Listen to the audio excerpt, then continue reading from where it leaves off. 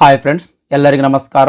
ಕರ್ನಾಟಕ ಇತಿಹಾಸದ ಪ್ರಶ್ನೋತ್ತರಗಳ ಸರಣಿಗೆ ತಮಗೆಲ್ಲರಿಗೂ ಆತ್ಮೀಯ ಸ್ವಾಗತ. ಇದು 18ನೇ ವಿಡಿಯೋ ಅಲ್ರಿ, 19ನೇ ವಿಡಿಯೋ ರೀ. ಇದು ಕರ್ನಾಟಕ ಇತಿಹಾಸದ ಪ್ರಶ್ನೋತ್ತರಗಳ ಸರಣಿಯ 19ನೇ ವಿಡಿಯೋ ರೀ. ಇದು ಈಗಾಗಲೇ 18 ವಿಡಿಯೋಗಳು ಅಪ್ಲೋಡ್ ಮಾಡೀನಿ. ಇದೇ ಚಾನಲ್ದೊಳಗೆ ಕರ್ನಾಟಕ ಇತಿಹಾಸದ ಪ್ರಶ್ನೋತ್ತರಗಳ ಸರಣಿ ಅಂತ ಒಂದು ಪ್ಲೇಲಿಸ್ಟ್ ಸಿಗ್ತದೆ. ಆ ಪ್ಲೇಲಿಸ್ಟ್ದೊಳಗೆ ಹಿಂದಿನ ಎಲ್ಲ ವಿಡಿಯೋಗಳದಾವ್ರಿ. ಯಾರು ಹಿಂದಿನ ವಿಡಿಯೋಗಳು ನೋಡಿಲ್ಲೋ ಆ ವಿಡಿಯೋಗಳು ಕೂಡ ಒಮ್ಮೆ ನೋಡ್ರಿ ಸ್ನೇಹಿತರೆ.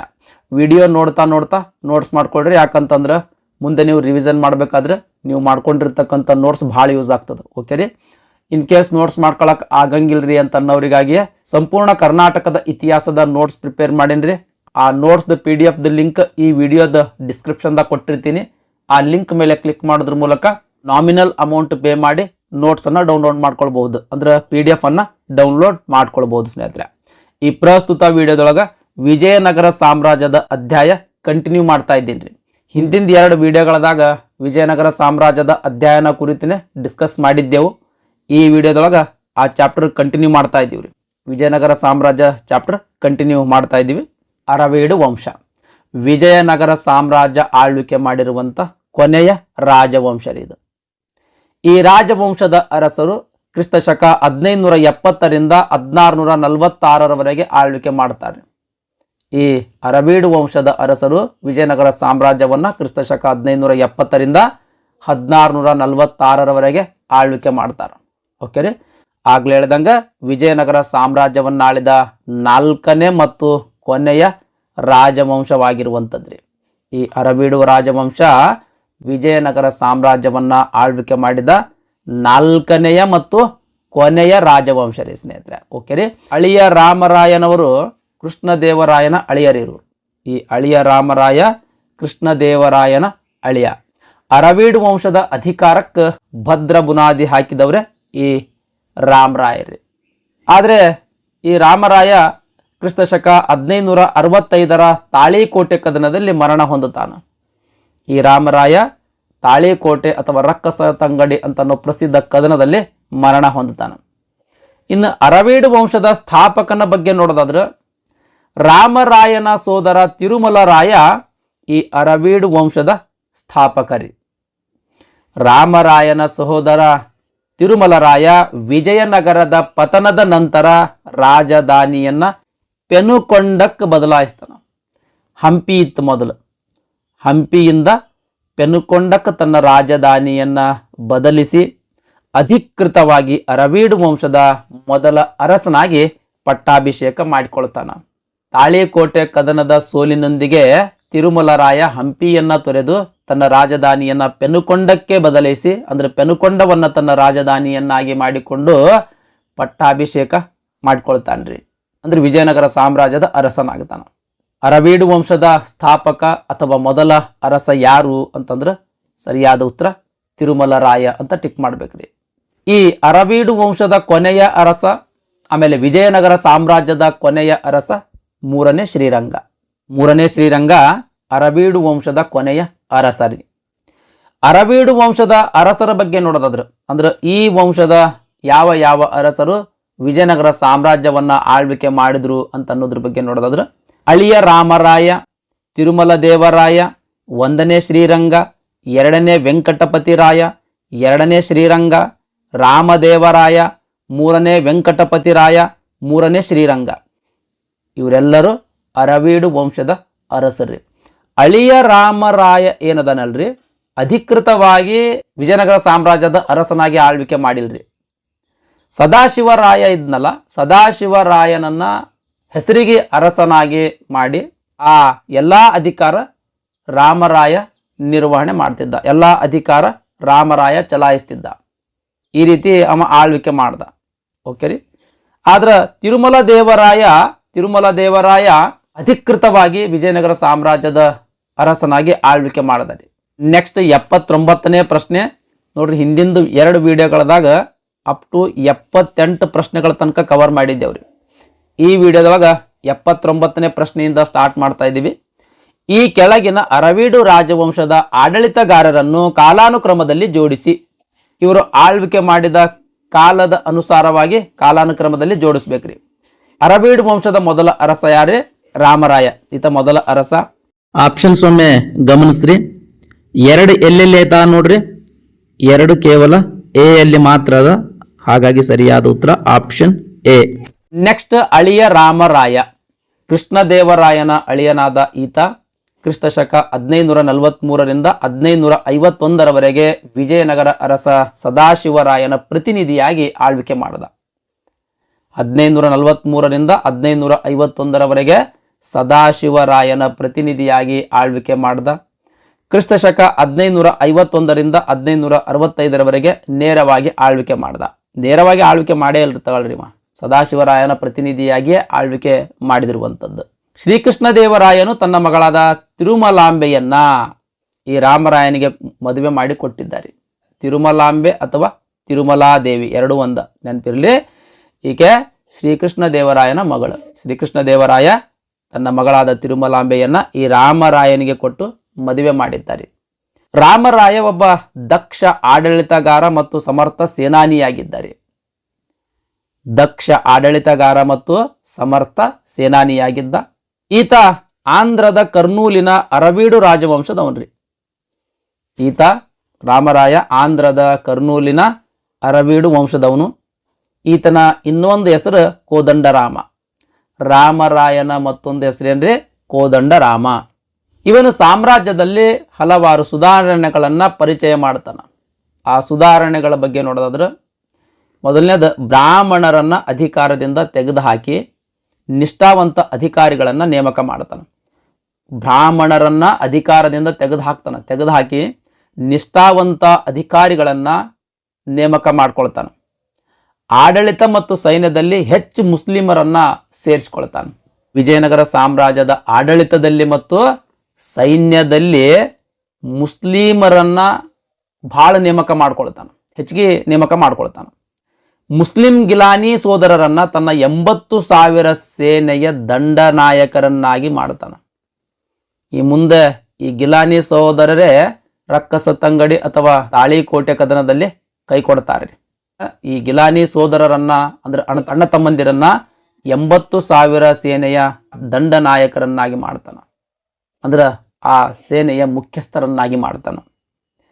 ಪೋರ್ಚುಗೀಸರಿಂದ ಕುದುರೆಗಳನ್ನ ಖರೀದಿಸುವುದನ್ನ ನಿಲ್ಲಿಸ್ತಾನೆ. ಮಲಬಾರ್ನಲ್ಲಿ ಕ್ಯಾಥೋಲಿಕರ ಮತಾಂತರ ನೀತಿಯನ್ನ ತಡೆಗಟ್ತಾನೆ. ಹಾಗಾಗಿ ಪೋರ್ಚುಗೀಸರೊಂದಿಗೆ ಸಂಬಂಧ ಹದಗೆಡುತ್ತದೆ. ಮಲಬಾರ್ನಲ್ಲಿ ಕ್ಯಾಥೋಲಿಕರ ಮತಾಂತರ ನೀತಿ, ಅವರು ಮತಾಂತರ ಮಾಡ್ತಿರ್ತಾರ, ಆ ಮತಾಂತರ ಮಾಡುವುದನ್ನು ನಿಲ್ಲಿಸ್ತಾನಿತ. ಹಾಗಾಗಿ ಪೋರ್ಚುಗೀಸರ ಜೊತೆ ಈತನ ಸಂಬಂಧ ಹದಗೆಡ್ತದೆ. ಈ ಪೋರ್ಚುಗೀಸರಿಗೆ ಒಂದು ಸ್ವಲ್ಪ ಹಚ್ಕೊಂಡು ಹೋದ್ರೆ ಮುಂದೆ ತಾಳಿಕೋಟೆ ಕದನದಲ್ಲಿ ಇವ್ರು ಸಹಾಯ ಮಾಡ್ತಿದ್ರು. ಇವರೆಲ್ಲ ಬಂದೂಕು ಆಮೇಲೆ ಆ ಮಾಡರ್ನೈಸ್ಡ್ ಇಕ್ವಿಪ್ಮೆಂಟ್ ಇದ್ದು ಇವ್ರ ಕಡೆ.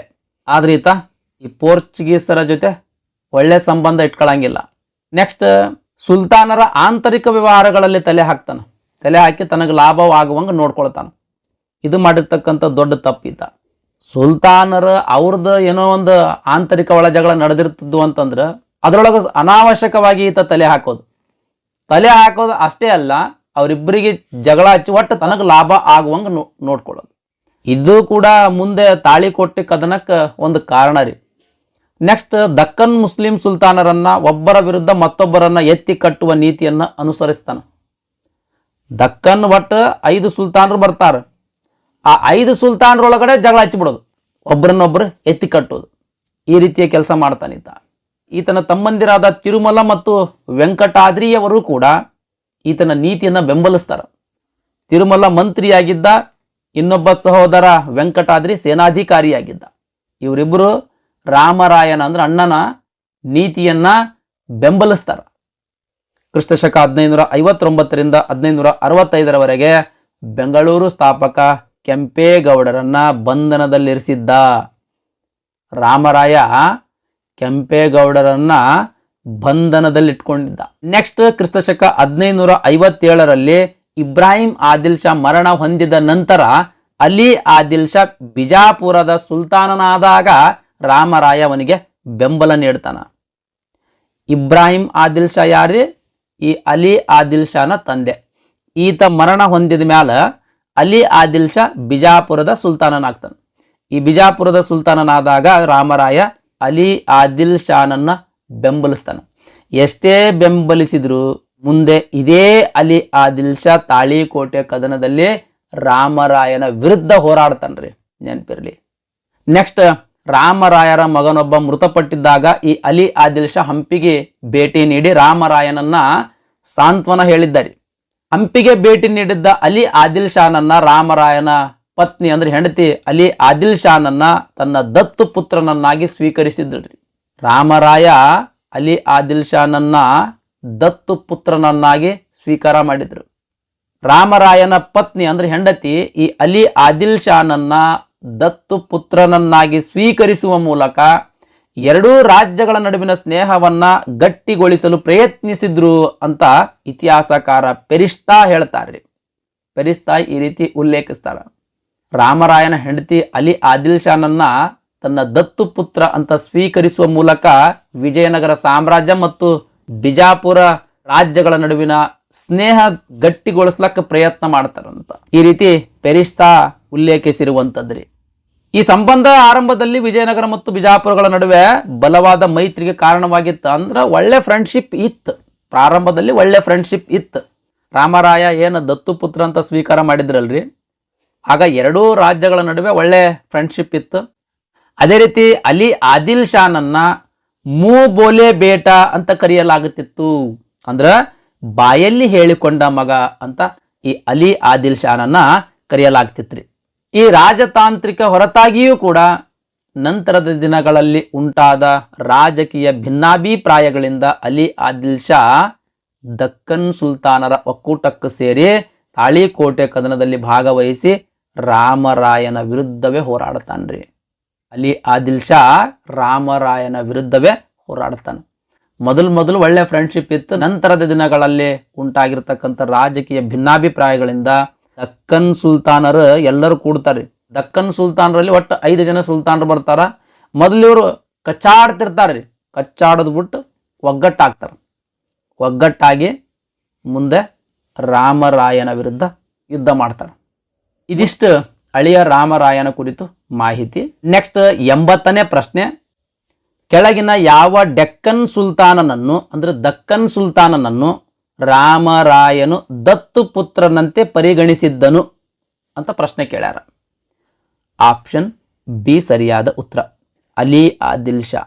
ಅಲಿ ಆದಿಲ್ ಶಾನನ್ನ ರಾಮರಾಯನು ದತ್ತು ಪುತ್ರ ಅಂತ ಪರಿಗಣಿಸಿದ್ದ. ಕೆಲವೊಂದು ಪುಸ್ತಕಗಳಲ್ಲಿ ಆಪ್ಷನ್ ಸಿ ಸರಿಯಾದ ಉತ್ತರ ಅಂತ ಕೊಟ್ಟಾರೆ. ಇಬ್ರಾಹಿಂ ಆದಿಲ್ ಶಾ ಅಂತ ಕೊಟ್ಟಾರ. ಅಂದ್ರೆ ರಾಮರಾಯನು ಇಬ್ರಾಹಿಂ ಆದಿಲ್ ಶಾನನ್ನ ದತ್ತು ಪುತ್ರ ಅಂತ ಪರಿಗಣಿಸಿದ್ನು ಅಂತ ಕೊಟ್ಟಾರ. ಈ ಇಬ್ರಾಹಿಂ ಆದಿಲ್ ಶಾ ಯಾರ್ರಿ? ಅಲಿ ಆದಿಲ್ ಶಾನ ತಂದೆ ರೀ. ಅಲಿ ಆದಿಲ್ ಶಾನ ತಂದೆ ಸ್ನೇಹಿತರೆ. ಓಕೆ ರೀ, ಒಮ್ಮೆ ಆನ್ಸರ್ ಕ್ಲಾರಿಫೈ ಮಾಡ್ಕೊಡ್ರಿ. 100% ಇದೇ ಕರೆಕ್ಟ್ ಐತ್ರಿ ಆನ್ಸರ್, ಅಲಿ ಆದಿಲ್ ಶಾ. ಆದರೂ ಕೂಡ ಒಮ್ಮೆ ಆನ್ಸರ್ ಕ್ಲಾರಿಫೈ ಮಾಡ್ಕೊಳ್ರಿ. ನೆಕ್ಸ್ಟ್ ಮೋಸ್ಟ್ ಇಂಪಾರ್ಟೆಂಟ್, ತಾಳಿಕೋಟೆ ಕದನ. ತಾಳಿಕೋಟೆ ಕದನವು ವಿಜಯನಗರ ಸಾಮ್ರಾಜ್ಯ ಇತಿಹಾಸದಲ್ಲಿ ಒಂದು ನಿರ್ಣಾಯಕ ಕದನವಾಗಿರುವಂಥದ್ರಿ. ನಿರ್ಣಾಯಕ ಕದನ ಅಂತಂದ್ರೆ 2 ರಾಜಮನೆತನ ಯಾವ್ದಾದ್ರು ಒಂದು ರಾಜಮನೆತನ ಅವನತಿ ಹೊಂದಬೇಕು, ಆ ರೀತಿ ನಿರ್ಣಾಯಕ ಕದನವಾಗಿತ್ರಿ. ಈ ಕದನ 40 ಕಿಲೋಮೀಟರ್ ವ್ಯಾಪ್ತಿಯಲ್ಲಿ ನಡೆದಿರುವಂಥದ್ರಿ. 40 ಕಿಲೋಮೀಟರ್ ಪ್ರದೇಶಗಳ ತನಕ ಯುದ್ಧ ನಡೆದಿತ್ರಿ. ಈ ಕದನ ಜನವರಿ 23, 1565ರಂದು ಬಿಜಾಪುರ ಜಿಲ್ಲೆಯ ಮುದ್ದೆಬಿಹಾಳ ತಾಲೂಕಿನ ತಾಳಿಕೋಟೆ ಬಳಿಯ ರಕ್ಕಸಗಿ ಮತ್ತು ತಂಗಡಗಿ ಎಂಬ ಗ್ರಾಮಗಳ ಮಧ್ಯದಲ್ಲಿ ಈ ಕದನ ನಡೆದಿರುವಂಥದ್ದು. ಮೋಸ್ಟ್ ಇಂಪಾರ್ಟೆಂಟ್ ರೀ, ತಾಳಿಕೋಟೆ ಕದನ ಜನವರಿ 23, 1565ರಂದು ನಡೀತು. ಕೆಲವೊಂದು ಪುಸ್ತಕಗಳಲ್ಲಿ ಜನವರಿ 26, 1565ರಂದು ನಡೀತು ಅಂತ ಉಲ್ಲೇಖ ಅದ. ಈ ಕದನ ರಕ್ಕಸಗಿ ಮತ್ತು ತಂಗಡಗಿ ಅಂತನ್ನೋ 2 ಗ್ರಾಮಗಳ ಮಧ್ಯದಲ್ಲಿ ನಡೀತು. ಈ ರಕ್ಕಸಗಿ ಮತ್ತು ತಂಗಡಗಿ ಪ್ರದೇಶ ಎಲ್ಲಿ ಬರ್ತಾವ? ಬಿಜಾಪುರ ಜಿಲ್ಲೆಯ ಮುದ್ದೆಬಿಹಾಳ ತಾಲೂಕಿನ ತಾಳಿಕೋಟೆ ಅಂತ ಒಂದು ನಗರ, ಅದ್ರ ಬಳಿ ಅದ್ರ ಪಕ್ಕದಲ್ಲೇ ಈ 2 ಹಳ್ಳಿಗಳು ಬರ್ತಾವ. ಈ ರಕ್ಕಸಗಿ ಮತ್ತು ತಂಗಡಗಿ ಈ 2 ಗ್ರಾಮಗಳ ಮಧ್ಯೆ ಈ ತಾಳಿಕೋಟೆ ಕದನ ನಡೀತ್ರಿ. ಹಾಗಾಗಿ ಈ ಕದನವನ್ನ ತಾಳಿಕೋಟೆ ಕದನ ಅಥವಾ ರಕ್ಕಸ ತಂಗಡಗಿ ಕದನ ಅಂತ ಕರೆಯಲಾಗ್ತದೆ. ಈ ಕದನವನ್ನ ತಾಳಿಕೋಟೆ ಕದನ ಅಥವಾ ರಕ್ಕಸ ತಂಗಡಗಿ ಕದನ ಅಂತ ಕರೆಯಲಾಗ್ತದೆ. ಈ ತಾಳಿಕೋಟೆ ಕದನವು ಕೃಷ್ಣ ಬನ್ನಿಹಟ್ಟಿ ಎಂಬಲ್ಲಿ ನಡೆದಿದ್ದರಿಂದ ಈ ಕದನವನ್ನ ಬನ್ನಿಹಟ್ಟಿ ಕದನ ಅಂತಲೂ ಕೂಡ ಕರೀತಾರೆ. ಈ ತಾಳಿಕೋಟೆ ಕದನವನ್ನ ಬನ್ನಿಹಟ್ಟಿ ಕದನ ಅಂತಲೂ ಕೂಡ ಕರೀತಾರೆ. ಆ ಸಮಯದಲ್ಲಿ ಅಂದ್ರೆ ತಾಳಿಕೋಟೆ ಕದನ ನಡಿಬೇಕಾದ್ರೆ ವಿಜಯನಗರದ ಅಧಿಕೃತ ಅರಸರು ಸದಾಶಿವರಾಗಿದ್ರಿ. ವಿಜಯನಗರದ ಅರಸರು ಯಾರಾಗಿದ್ರಿ? ಸದಾಶಿವರಾಯರಾಗಿದ್ರು. ಈ ಸದಾಶಿವರಾಯ ಕೇವಲ ನಾಮ ಮಾತ್ರ ಅರಸನಾಗಿದ್ದರು. ವಾಸ್ತವದಲ್ಲಿ ಸಂಪೂರ್ಣ ಅಧಿಕಾರ ಮತ್ತು ಯುದ್ಧದ ಸಾರಥ್ಯವನ್ನ ಅವರ ಮಂತ್ರಿಯಾಗಿದ್ದ ಅಳಿಯ ರಾಮರಾಯನ ಕೈಯಲ್ಲಿತ್ತು. ಓಕೆ ರೀ. ನೆಕ್ಸ್ಟ್ ಯಾರ ನಡುವೆ ಯುದ್ಧ ನಡೀತು ಅಂತ ಅನ್ನೋದ್ರ ಬಗ್ಗೆ ನೋಡೋದಾದ್ರೆ ವಿಜಯನಗರದ ಅರಸರು ಮತ್ತು ಶಾಹಿ ಮನೆತನದ ಅರಸರ ನಡುವೆ ಈ ಯುದ್ಧ ನಡೆದಿರುವಂಥದ್ದು. ವಿಜಯನಗರ ಸಾಮ್ರಾಜ್ಯದ ಅರಸರಲ್ಲಿ ನೇತೃತ್ವ ಯಾರು ವಹಿಸಿಕೊಂಡಿದ್ರಿ?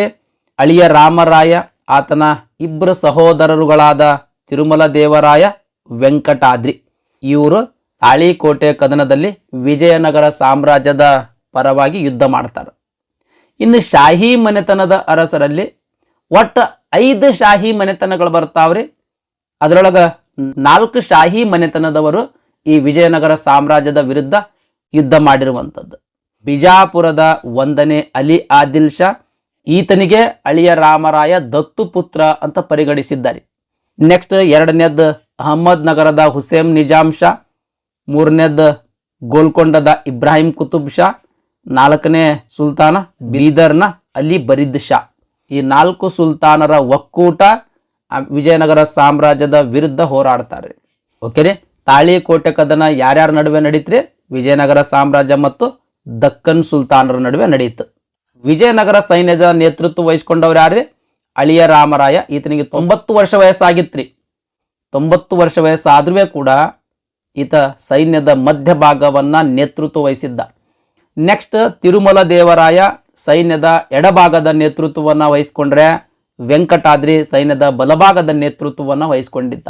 ಇನ್ನು ಶಾಹಿ ಒಕ್ಕೂಟ ಸೈನ್ಯದ ನೇತೃತ್ವ ವಹಿಸಿದವರು ಯಾರ್ಯಾರು ಅಂತ ಅನ್ನೋದ್ರ ಬಗ್ಗೆ ನೋಡೋದಾದ್ರೆ ಅವರು 4 ಶಾಹಿ ಮನೆತನಗಳು ಬರ್ತಾವೆ. ಬಿಜಾಪುರದ 1ನೇ ಅಲಿ ಆದಿಲ್ ಶಾ, ಅಹಮದ್ ನಗರದ ಹುಸೇನ್ ನಿಜಾಮ್ ಶಾ, ಗೋಲ್ಕೊಂಡದ ಇಬ್ರಾಹಿಂ ಕುತುಬ್ ಶಾ, ಬೀದರ್ನ ಅಲಿ ಬರೀದ್ ಶಾ. ಈ 4 ಶಾಹಿ ಮನೆತನಗಳು ಒಗ್ಗೂಡಿ ವಿಜಯನಗರ ಸಾಮ್ರಾಜ್ಯದ ವಿರುದ್ಧ ಹೋರಾಟಕ್ಕಿಳಿತಾರೆ.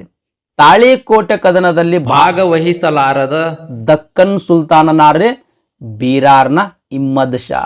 ಈ ಬೀರಾರ್ನ ಇಮ್ಮದ್ ಶಾ ತಾಳಿಕೋಟೆ ಕದನದಲ್ಲಿ ಶಾಹಿ ಮನೆತನಗಳೊಂದಿಗೆ ಒಗ್ಗೂಡಿ ಯುದ್ಧಕ್ಕೆ ಬರಂಗಿಲ್ಲ ಸ್ನೇಹಿತರೆ. ಈತ ವಿಜಯನಗರ ಸಾಮ್ರಾಜ್ಯದ ವಿರುದ್ಧ ಹೋರಾಟ ಮಾಡಕ್ ಇಷ್ಟಪಡಂಗಿಲ್ಲ. ಹಾಗಾಗಿ ಈತ ತಾಳಿಕೋಟೆ ಕದನದಲ್ಲಿ ಭಾಗವಹಿಸಂಗಿಲ್ಲ. ಮೋಸ್ಟ್ ಇಂಪಾರ್ಟೆಂಟ್ ಇದು. ನೆಕ್ಸ್ಟ್ 5 ದಕ್ಕನ್ ಸುಲ್ತಾನರು ಬಹುಮನಿ ಸಾಮ್ರಾಜ್ಯದಿಂದ ಹುಟ್ಟಿಕೊಂಡ ಮುಸ್ಲಿಂ ರಾಜಮನೆತನಗಳು.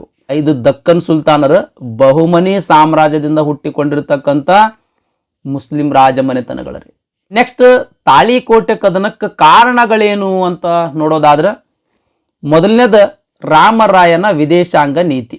ಏನ್ರಿ ರಾಮರಾಯನ ವಿದೇಶಾಂಗ ನೀತಿ ಏನಿತ್ತು? ಅರವೀಡು ಮನೆತನದ ರಾಮರಾಯನು ಕೃಷ್ಣದೇವರಾಯನ ಮಗಳನ್ನ ವಿವಾಹವಾಗಿ ಅಳಿಯ ರಾಮರಾಯ ಅಂತಾನೆ ಪ್ರಸಿದ್ಧ ಪಡ್ಕೊಂಡಿದ್ದ. ಈತ ಅಚ್ಯುತರಾಯ ಮತ್ತು ಸದಾಶಿವರಾಯರ ಕಾಲದಲ್ಲಿ ಸರ್ವಾಧಿಕಾರಿಯಾಗಿ ಹೊರಹೊಮ್ಮಿದ್ದಾರೆ. 5 ಸುಲ್ತಾನರ ಮನೆತನಗಳ ಆಂತರಿಕ ಕಚ್ಚಾಟದಲ್ಲಿ ಈತ ಹಸ್ತಕ್ಷೇಪ ಮಾಡ್ತಾ ಇದ್ದ. ಮೋಸ್ಟ್ ಇಂಪಾರ್ಟೆಂಟ್ ರೀ. ಈತನ ಈ ವಿದೇಶಾಂಗ ನೀತಿ ಏನದಲ್ಲ, ಈ ವಿದೇಶಾಂಗ ನೀತಿ 5 ಸುಲ್ತಾನರ ಮನೆತನಗಳ ನಡುವೆ ಆಂತರಿಕ ಕಚ್ಚಾಟ ನಡೀತಾ ಇತ್ತು. ಅಂದ್ರೆ ಒಳ ಜಗಳ ನಡೀತಾ ಇತ್ತು. ಆ ಒಳ ಜಗಳದಲ್ಲಿ ಈ ರಾಮರಾಯ ಹಸ್ತಕ್ಷೇಪ ಮಾಡ್ತಾ ಇದ್ದ, ನಡುವೆ ಎಂಟ್ರಿ ಹೊಡಿತಿದ್ದ. ಬಿಜಾಪುರ ಹಾಗೂ ಅಹಮದ್ ನಗರದ ಸುಲ್ತಾನರೊಂದಿಗೆ ಒಡೆದು ಆಳುವ ನೀತಿಯನ್ನು ಅನುಸರಿಸ್ತಾ ಇದ್ದ. ಬಿಜಾಪುರ ಮತ್ತು ಅಹಮದ್ ನಗರದ ಸುಲ್ತಾನರೊಂದಿಗೆ ಒಡೆದು ಆಳುವ ನೀತಿಯನ್ನ ಅನುಸರಿಸ್ತಾ ಇದ್ದಾರೆ. 1858ರಲ್ಲಿ ಅಹಮದ್ ನಗರದ ಮೇಲೆ ದಾಳಿ ಮಾಡಿ ಸಾವಿರಾರು ಮುಸ್ಲಿಮರನ್ನ ಕೊಂದು ಹಾಕಿದ್ದ. ಇದು ಕೂಡ ತಾಳಿಕೋಟೆ ಕದನಕ್ಕೆ ಪ್ರಮುಖ ಕಾರಣ ರೀ. ದಕ್ಕನ್ ಸುಲ್ತಾನರು ತಮ್ಮ ಭಿನ್ನಾಭಿಪ್ರಾಯಗಳನ್ನ ಅಂದ್ರೆ ತಮ್ಮ ಒಳ ಜಗಳಗಳನ್ನ ಮರೆತು ವೈವಾಹಿಕ ಸಂಬಂಧಗಳ ಮೂಲಕ ಒಂದಾಗ್ತಾರೆ. ಒಂದು ಮನೆತನದಿಂದ ಇನ್ನೊಂದು ಮನೆತನಕ್ಕೆ ಹೆಣ್ಣು ಕೊಡುವುದ್ರ ಮೂಲಕ ಅಥವಾ ಹೆಣ್ಣು ತಗೋದ್ರ ಮೂಲಕ ವೈವಾಹಿಕ ಸಂಬಂಧ ಬೆಳೆಸ್ತಾರೆ. ಸಂಬಂಧ ಬೆಳೆಸಿ ತಮ್ಮ ಭಿನ್ನಾಭಿಪ್ರಾಯಗಳನ್ನ ಮರೆತು ಒಗ್ಗಟ್ಟಾಗ್ತಾರೆ. ಇದರ ಪರಿಣಾಮವಾಗಿ ಬಿಜಾಪುರ, ಅಹಮದ್ ನಗರ, ಗೋಲ್ಕೊಂಡ ಹಾಗೂ ಬೀದರ್ನ ಶಾಹಿ ಸುಲ್ತಾನರ ಬೃಹತ್ ಸೇನಾ ಒಕ್ಕೂಟ ರಚನೆಯಾಗ್ತದೆ. 4 ಮನೆತನಗಳ ಸೈನ್ಯ ಒಗ್ಗೂಡಿಸ್ತಾರೆ, ಒಕ್ಕೂಟ ರಚನೆ ಆಗ್ತದ್ರಿ. ಒಕ್ಕೂಟ ರಚನೆಯಾಗಿ ವಿಜಯನಗರ ಸಾಮ್ರಾಜ್ಯದ ಮೇಲೆ ಯುದ್ಧ ಹೂಡ್ತಾರ. ಎರಡನೇದ್ದು ದೋಆಬ್ ಪ್ರದೇಶದ ಮೇಲಿನ ಪ್ರಭುತ್ವ. ತಾಳಿಕೋಟೆ ಕದನಕ್ಕೆ ಎರಡನೇ ಕಾರಣ ಏನ್ರಿ? ದೋಆಬ್ ಪ್ರದೇಶದ ಮೇಲಿನ ಪ್ರಭುತ್ವ. ಕೃಷ್ಣ ಮತ್ತು ತುಂಗಾಭದ್ರ ನದಿ ನಡುವಿನ ಫಲವತ್ತಾದ ಭೂಮಿಯೇ ಈ ದೋಆಬ್ ಪ್ರದೇಶ ಸ್ನೇಹಿತರೆ. ಈ ದೋಆಬ್ ಪ್ರದೇಶದ ಮೇಲಿನ ಒಡೆತನಕ್ಕಾಗಿ ಈ ಸಾಮ್ರಾಜ್ಯಗಳ ನಡುವೆ ಯುದ್ಧ ನಡೀತಾ ಇತ್ರಿ. ಇದೇ ಮುಂದೆ ತಾಳಿಕೋಟೆ ಕದನಕ್ಕೆ ಕಾರಣವಾಗಿರುವಂಥದ್ದು. ನೆಕ್ಸ್ಟ್, ಧಾರ್ಮಿಕ ಭಿನ್ನತೆ. ವಿಜಯನಗರ ಹಾಗೂ ಶಾಹಿ ಸುಲ್ತಾನರ ನಡುವೆ ಇದ್ದ ಧಾರ್ಮಿಕ ಹಾಗೂ ಸಾಂಸ್ಕೃತಿಕ ಭಿನ್ನತೆಗಳು ಕೂಡ ಈ ತಾಳಿಕೋಟೆ ಕದನಕ್ಕೆ ಒಂದು ಕಾರಣವಾಗಿರುವಂಥದ್ದು. ನೆಕ್ಸ್ಟ್, ತತ್ಕ್ಷಣದ ಕಾರಣ. ಇಮ್ಮಿಡಿಯೇಟ್ ರೀಸನ್ ಏನದ? ತಾಳಿಕೋಟೆ ಕದನಕ್ಕೆ ಮೋಸ್ಟ್ ಇಂಪಾರ್ಟೆಂಟ್ ತತ್ಕ್ಷಣದ ಕಾರಣ ರೀ. ತತ್ಕ್ಷಣದ ಕಾರಣ ಏನ್ರಿ? ರಾಮರಾಯ ಇಸ್ಲಾಂ ರಾಯಭಾರಿಗಳನ್ನು ಅವಮಾನ ಮಾಡಿದ್ದಾರೆ. ನೆಕ್ಸ್ಟ್, ಬಿಜಾಪುರದ ಅಲಿ ಆದಿಲ್ ಶಾ ತನ್ನಿಂದ ಕಿತ್ತುಕೊಂಡಿರತಕ್ಕಂಥ ರಾಯಚೂರು ಕೋಟೆಯನ್ನ ಮರಳಿ ಕೊಡುವಂತೆ ರಾಮರಾಯನಿಗೆ ಕೇಳ್ತಾನ. ಆದರೆ ರಾಮರಾಯ ರಾಯಚೂರು ಕೋಟೆಯನ್ನ ಅಲಿ ಆದಿಲ್ ಶಾನಿಗೆ ಹಿಂದಿರುಗಿಸಂಗಿಲ್ಲ. ಅದರ ಬದಲಾಗಿ ಆತ ಹೇಳ್ತಾನ, ಯುದ್ಧ ಭೂಮಿಯಲ್ಲಿ ಆ ಕೋಟೆಯನ್ನು ನಿನ್ನ ಮರಳಿ ಪಡ್ಕೋ ಅಂತ ತಿಳಿಸ್ತಾನ ಆತನಿಗೆ. ಇತರ ಸುಲ್ತಾನರು ಬಿಜಾಪುರ ಸುಲ್ತಾನನ ನೆರವಿಗೆ ಬರ್ತಾರೆ. ನೆರವಿಗೆ ಬಂದ ನಂತರ ತಾಳಿಕೋಟೆ ಕದನ ನಡೀತದೆ. ಇದು ತತ್ಕ್ಷಣದ ಕಾರಣ ರೀ. 1-2-3 ಕಾರಣಗಳೇನದಾವಲ್ರಿ, ಇವು ತಾಳಿಕೋಟೆ ಕದನಕ್ಕೆ ತತ್ಕ್ಷಣದ ಕಾರಣಗಳು. ಯುದ್ಧದ ಗತಿ, ಯಾವ ರೀತಿ ಯುದ್ಧ ನಡೀತು ಅಂತ ಅನ್ನೋದ್ರ ಬಗ್ಗೆ ನೋಡೋದಾದ್ರೆ, ಡಿಸೆಂಬರ್ 25, 1564 ಸುಲ್ತಾನ್ ಸೈನ್ಯ 3 ಲಕ್ಷ ಸೈನಿಕರೊಂದಿಗೆ ರಕ್ಕಸ ತಂಗಡಿಯ ಕಡೆ ನುಗ್ಗುತ್ತಾರೆ. ಜನವರಿ 23, 1565 ಯುದ್ಧ ಆರಂಭವಾಗಿ 27 ದಿನಗಳ ಕಾಲ ಯುದ್ಧ ನಡೀತಾದ್ರಿ. ಒಂದು ಪುಸ್ತಕಗಳಲ್ಲಿ ಜನವರಿ 26, 1565 ತಾಳಿಕೋಟೆ ಕದನ ನಡೀತು ಅಂತ ಉಲ್ಲೇಖಿಸಿರುವಂಥದ್ರಿ. ಒಮ್ಮೆ ಕ್ಲಾರಿಫೈ ಮಾಡಿಕೊಡ್ರಿ. ವಿಜಯನಗರದ 6 ಲಕ್ಷ ಸೈನ್ಯವು 2 ಭಾಗಗಳಾಗಿ, ಒಂದು ರಾಮರಾಯರ ಕಡೆ ಮತ್ತೊಂದು ಅವನ ಸಹೋದರರುಗಳಾದ ತಿರುಮಲ ಮತ್ತು ವೆಂಕಟರ ನಾಯಕತ್ವದಲ್ಲಿ ಭಾಗವಹಿಸ್ತದೆ. ಒಟ್ಟು 6 ಲಕ್ಷ ಸೈನಿಕರು ಇರ್ತಾರೆ. 6 ಲಕ್ಷ ಸೈನಿಕರದಾಗ ಅರ್ಧ ಭಾಗ ರಾಮರಾಯನ ಕಡೆ, ಇನ್ನರ್ಧ ಭಾಗ ಇಬ್ರು ತಮ್ಮಂದಿರಾಗಿರುವಂತಹ ತಿರುಮಲ ಮತ್ತು ವೆಂಕಟರ ಕಡೆ ಇರ್ತದ್ರಿ. ಇಷ್ಟು ದೊಡ್ಡ ಸೈನಿಕರು ಹೊಂದಿರತಕ್ಕಂಥ ಯುದ್ಧ ದಕ್ಷಿಣ ಭಾರತ ಇತಿಹಾಸದಲ್ಲಿ ನಡೆದೇ ಇರಲಿಲ್ಲರಿ. ಇಷ್ಟು ದೊಡ್ಡ ಪ್ರಮಾಣದ ಸೈನಿಕರು ದಕ್ಷಿಣ ಭಾರತದ ಇತಿಹಾಸದಲ್ಲಿ ಯಾವ ಕದನವೂ ಕೂಡ ನಡೆದಿರಲಿಲ್ಲ ಸ್ನೇಹಿತರೆ. ರಾಮರಾಯನ 80,000 ಸೈನಿಕರ ದಂಡ ನಾಯಕರುಗಳಾದ ಗಿಲಾನಿ ಸಹೋದರರು ಸುಲ್ತಾನರ ಪಕ್ಷವನ್ನ ಸೇರ್ಕೊಳ್ತಾರೆ. ಇದೇ ಮೋಸ ಆಗಿರ್ತಕ್ಕಂಥದ್ದು ನೋಡ್ರಿ. ಈ ಗಿಲಾನಿ ಸಹೋದರರು ಸುಲ್ತಾನರ ಪಕ್ಷ ಸೇರ್ಕೊಂಡ್ಬಿಡ್ತಾರೆ. ಯುದ್ಧ ನಡಿಬೇಕಾದ್ರೆ ಸುಲ್ತಾನರ ಪಕ್ಷ ಸೇರ್ಕೊಂಡ್ಬಿಡ್ತಾರೆ. ಇದು ತಾಳಿಕೋಟೆ ಕದನ ಗೆಲ್ಬೇಕಾದ್ರೆ ವಿಜಯನಗರ ಸಾಮ್ರಾಜ್ಯಕ್ಕೆ ಹಿನ್ನಡೆಯಾಗಿರುವಂಥದ್ರಿ. ನೆಕ್ಸ್ಟ್, ಆರಂಭದಲ್ಲಿ ವಿಜಯನಗರ ಸೈನ್ಯವು ಕುತುಬ್ ಶಾನ ವಿರುದ್ಧ ಗೆಲುವು ಸಾಧಿಸಿತ್ರಿ. ಆರಂಭದಲ್ಲಿ ವಿಜಯನಗರ ಸೈನ್ಯ ಕುತುಬ್ ಶಾನ ವಿರುದ್ಧ ಗೆಲುವು ಸಾಧಿಸಿರ್ತದ. ಆದರೆ ಶಾಹಿ ಸೈನಿಕರಿಗೆ ಸರಿಯಾದ 90 ವರ್ಷದ ರಾಮರಾಯನನ್ನ ಹುಸೇನ್ ನಿಜಾಮ್ ಶಾಹಿಗೆ ಒಪ್ಪಿಸ್ತಾರೆ. ರಾಮರಾಯ 90 ವರ್ಷ ವಯಸ್ಸಿನಲ್ಲಿ ಯುದ್ಧ ಮಾಡ್ತಿರ್ತಾನ್ರಿ. ರಾಮರಾಯ ಸೈನಿಕರಿಗೆ ಸರಿಯಾಗ್ತಾನ. ಸೈನಿಕರು ಹುಸೇನ್ ನಿಜಾಮ್ ಶಾಹಿಗೆ ರಾಮರಾಯನನ್ನು ಒಪ್ಪಿಸ್ತಾರೆ. ಹುಸೇನ್ ನಿಜಾಮ್ ಶಾಹಿ ರಾಮರಾಯನ ತಲೆ ಕಡಿತಾನ್ರಿ. ತಲೆ ಕೆಡದ ಈಟಿಗೆ ಸಿಕ್ಕಿಸಿ ರಣರಂಗದಲ್ಲಿ ಪ್ರದರ್ಶನ ಮಾಡ್ತಾನೆ. ಯುದ್ಧ ರಥಗಳ ಈಟಿಗೆ ಸಿಕ್ಕಿಸಿ ಎಲ್ಲಾ ಸೈನಿಕರಿಗೆ ಕಾಣುವಂಗ ರಾಮರಾಯನ ತಲೆ ತೋರಿಸ್ತಾನ್ರಿ. ಶತ್ರುವಿನ ಹಾಗೆ ತೀರಿತ್ತು, ದೇವರು ಇಷ್ಟ ಬಂದಂಗ ನಡೆಸ್ಲಿ ಅಂತ ಜೋರಾಗಿ ಇರ್ತಾ ರಾಮರಾಯನ ತಲೆ ರಥದ ಈಟಿಗೆ ಸಿಕ್ಕಿಸಿ ರಣರಂಗದಲ್ಲಿ ಪ್ರದರ್ಶನ ಮಾಡ್ತಿರ್ತಾನ. ಇದನ್ನ ನೋಡಿರ್ತಕ್ಕಂಥ ವಿಜಯನಗರ ಸೈನಿಕರು ದಿಕ್ಕುಪಾಲಾಗಿ ಓಡಿ ಹೋಗ್ತಾರೆ, ಹೆದರಿ ಓಡಿ ಹೋಗ್ತಾರೆ. ರಾಮರಾಯನನ್ನ ಸೆರೆ ಹಿಡಿದು ತಲೆ ಕಡಿದ್ರೂ ಕೂಡ ಸೈನಿಕರಿಗೆ ರಣರಂಗದಲ್ಲಿ ಪ್ರದರ್ಶನ ಮಾಡಿರ್ಲಿಲ್ಲ ಅಂತಂದ್ರೆ ಇನ್ನೂ ಒಂದು ಸ್ವಲ್ಪ ಯುದ್ಧ ಸ್ಟ್ರಾಂಗ್ ಆಗ್ತಿತ್ತು. ಆಮೇಲೆ ವಿಜಯನಗರ ಸಾಮ್ರಾಜ್ಯ ಗೆಲುವು ಸಾಧಿಸುವಂತ ಹಂತದೊಳಗೆ ಬರ್ತಿತ್ತು. ಯಾಕಂತಂದ್ರೆ ತಿರುಮಲ ರಾಯ ಮತ್ತು ವೆಂಕಟರಾಯರು ಕೂಡ ದಕ್ಷ ಸೇನಾಧಿಕಾರಿಗಳಾಗಿದ್ದರು. ಅವರು ಮುನ್ನಡೆಸ್ತಿದ್ರು. ಆದ್ರೆ ಹುಸೇನ್ ನಿಜಾಮ್ ಶಾಹಿ ರಾಮರಾಯನ ತಲೆಯನ್ನು ಕಡಿದು ಈಟಿಗೆ ಸಿಕ್ಕಿಸಿ ರಣರಂಗದಲ್ಲಿ ಪ್ರದರ್ಶಿಸಿದ ಮೇಲೆ ವಿಜಯನಗರದ ಸೈನಿಕರು ಹೆದರಿಕೊಂಡು ದಿಕ್ಕು ಪಾಲಾಗಿ ಓಡಿ ಹೋಗ್ತಾರೆ. ಮುಸ್ಲಿಂ ಸೈನಿಕರು ಬೆನ್ನು ಹತ್ತಿ 1,00,000ಕ್ಕೂ ಹೆಚ್ಚು ಸೈನಿಕರನ್ನು ಕೊಂದು ಹಾಕ್ತಾರೆ. 1,00,000 ಸೈನಿಕರನ್ನು ಕೊಂದು ಹಾಕಿರಬೇಕಾದ್ರೆ ಇಮ್ಯಾಜಿನ್ ಮಾಡ್ರಿ ಆ ರಣರಂಗ ಯಾವ ರೀತಿಯಾಗಿತ್ತು. ಆ ರಣರಂಗ ಸ್ಮಶಾನರ ರೂಪದಲ್ಲಿ ಪರಿವರ್ತನೆಗೊಂಡಿರ್ಬೋದು ಅಂತ ಅನ್ಕೊಳ್ತೀನಿ ನಾನು. ರಾಮರಾಯನ ಸಹೋದರ ವೆಂಕಟಾದ್ರಿ ಯುದ್ಧದೊಳಗೆ ಸಾಯ್ತಾನ್ರಿ. ಈತನು ಕೂಡ ಯುದ್ಧದಲ್ಲಿ ಮರಣ ಹೊಂದುತ್ತಾನೆ. ರಾಮರಾಯನ ಇನ್ನೊಬ್ಬ ಸಹೋದರ ತಿರುಮಲ, ಆತನಿಗೆ ಗೊತ್ತಾಗ್ತದೆ ಇನ್ನೇನು ವಿಜಯನಗರ ಸಾಮ್ರಾಜ್ಯದ ಸೋಲು ಖಚಿತ ಅಂತ ಗೊತ್ತಾಗ್ತದ. ಹಾಗಾಗಿ ಈತ ಯುದ್ಧ ಭೂಮಿಯಿಂದ ಓಡಿ ಹಂಪಿಗೆ ಬರ್ತಾನ. ತಾಳಿಕೋಟೆ ಕದನದಲ್ಲಿ ವಿಜಯನಗರಕ್ಕೆ ಸೋಲಾಗ್ತದ. ದಕ್ಷಿಣ ಭಾರತದ ಕೊನೆಯ ಬಲಿಷ್ಠ ಹಿಂದೂ ಸಾಮ್ರಾಜ್ಯವು ಕೂಡ ಅವನತಿ ಆಗ್ತದೆ. ಹಂಪಿಯಲ್ಲಿ ಸೆರೆಮನೆಯಲ್ಲಿದ್ದ ಸದಾಶಿವರಾಯನನ್ನು ಕರೆದುಕೊಂಡು 1550 ಆನೆಗಳಲ್ಲಿ ಸಂಪತ್ತನ್ನು ತುಂಬಿಕೊಂಡು ಪೆನುಗೊಂಡಕ್ಕೆ ಪಲಾಯನ ಮಾಡ್ತಾನೆ.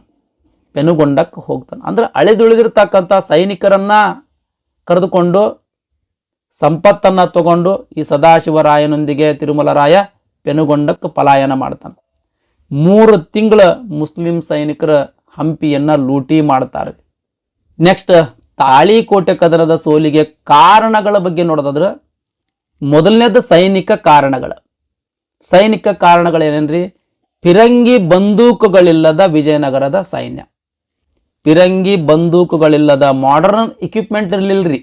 ನೆಕ್ಸ್ಟ್ ಪರ್ಷಿಯಾದ ಕುದುರೆಗಳ ನಿಷೇಧ ಆಗಿರ್ತದೆ. ಪರ್ಷಿಯಾದ ಕುದುರೆಗಳ ಮಿಂಚಿನ ಓಟ ಮಾಡ್ತಿರ್ತಾವೆ. ಇವು ಯುದ್ಧಗಳಲ್ಲಿ ಬಹಳ ಸಹಾಯಕಾರಿಯಾಗಿದ್ದು. ಈ ಪರ್ಷಿಯಾದ ಕುದುರೆಗಳನ್ನು ಕೂಡ ನಿಷೇಧ ಮಾಡಿದ್ರು ಇವರು. ಹಾಗಾಗಿ ವಿಜಯನಗರ ಸಾಮ್ರಾಜ್ಯದ ಸೈನ್ಯದೊಳಗೆ ಪರ್ಷಿಯಾದ ಕುದುರೆಗಳಿರಲಿಲ್ಲ. ನೆಕ್ಸ್ಟ್ ಹಿಂದೂಗಳ ನಾಯಕತ್ವದ ಕೊರತೆಯಾಗಿತ್ತು. 90 ವರ್ಷದ ರಾಮರಾಯ ನಾಯಕತ್ವ ವಹಿಸಿದ್ದಾರೆ. ಅದೆಲ್ಲೋ ಒಂದು ಕಡೆ ಹಿಂದೂಗಳ ನಾಯಕತ್ವದ ಕೊರತೆಯಾಗಿತ್ತು. ನೆಕ್ಸ್ಟ್ ಗಿಲಾನಿ ಸಹೋದರರ ದ್ರೋಹರಿ. ಗಿಲಾನಿ ಸಹೋದರರನ್ನ 80,000 ಸೈನಿಕರ ದಂಡ ನಾಯಕರನ್ನಾಗಿ ಮಾಡಿದ್ದ ರಾಮರಾಯ, ಅಂದ್ರೆ ಸೇನೆಯ ಮುಖ್ಯಸ್ಥರನ್ನಾಗಿ ಮಾಡಿದ್ದ. ಇವರು ವಿಜಯನಗರ ಸಾಮ್ರಾಜ್ಯದ ಪರವಾಗಿ ಯುದ್ಧ ಮಾಡಬೇಕಾದವರು ಮುಸ್ಲಿಂ ಒಕ್ಕೂಟ ಸೇರ್ತಾರೆ. ಈ ಒಂದು ದ್ರೋಹವೂ ಕೂಡ ತಾಳಿಕೋಟೆ ಕದನದ ಸೋಲಿಗೆ ಪ್ರಮುಖ ಕಾರಣವಾಗಿರುವಂಥದ್ರಿ. ಮೋಸ್ಟ್ ಇಂಪಾರ್ಟೆಂಟ್ ಅಂದ್ರೆ ರಾಷ್ಟ್ರೀಯತೆಯ ಕೊರತೆ. ವಿಜಯನಗರ ಸೈನ್ಯದಲ್ಲಿ ಹೆಚ್ಚೆಚ್ಚು ಮುಸ್ಲಿಂ ಸೈನಿಕರನ್ನ ನೇಮಕ ಮಾಡ್ಕೊಂಡಿದ್ರಿ. ಈ ಮುಸ್ಲಿಂ ಸೈನಿಕರಿಗೆ ರಾಷ್ಟ್ರೀಯತೆಯ ಕೊರತೆ ಇತ್ತು.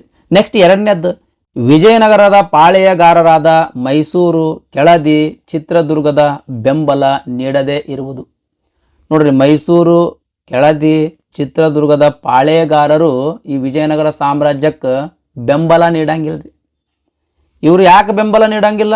ಸ್ವತಂತ್ರ ಅರಸರಾಗಿ ಆಳ್ವಿಕೆ ಮಾಡ್ಬೇಕಂತ ಇವ್ರಿಗೆ ಒಂದು ಆಸೆ ಇರ್ತದಲ್ಲ. ಹಾಗಾಗಿ ಇವರು ವಿಜಯನಗರ ಸಾಮ್ರಾಜ್ಯಕ್ಕೆ ಬೆಂಬಲ ನೀಡಂಗಿಲ್ರಿ. ಇನ್ ಕೇಸ್ ಇವರೇನಾದ್ರೂ ಬೆಂಬಲ ನೀಡಿದ್ರೆ ತಾಳಿಕೋಟೆ ಕದನದಲ್ಲಿ ದಕ್ಕನ್ ಸುಲ್ತಾನರು ಗೆಲುವು ಸಾಧಿಸಕ್ಕೆ ಸಾಧ್ಯನೇ ಇರಲಿಲ್ಲರಿ. ನೆಕ್ಸ್ಟ್ ಮೂರನೇದ್ದು ಶೈವ ಮತ್ತು ವೈಷ್ಣವರ ನಡುವಿನ ಬಿಕ್ಕಟ್ಟು. ಸಾಮ್ರಾಜ್ಯದಲ್ಲಿ ಶೈವ ಮತ್ತು ವೈಷ್ಣವರ ನಡುವಿನ ಜಗಳ ನಡೆದಿತ್ರಿ. ಆ ಜಗಳನೂ ಕೂಡ ಈ ತಾಳಿಕೋಟೆ ಕದನದ ಸೋಲಿಗೆ ಪ್ರಮುಖ ಕಾರಣ ಸ್ನೇಹಿತರೆ.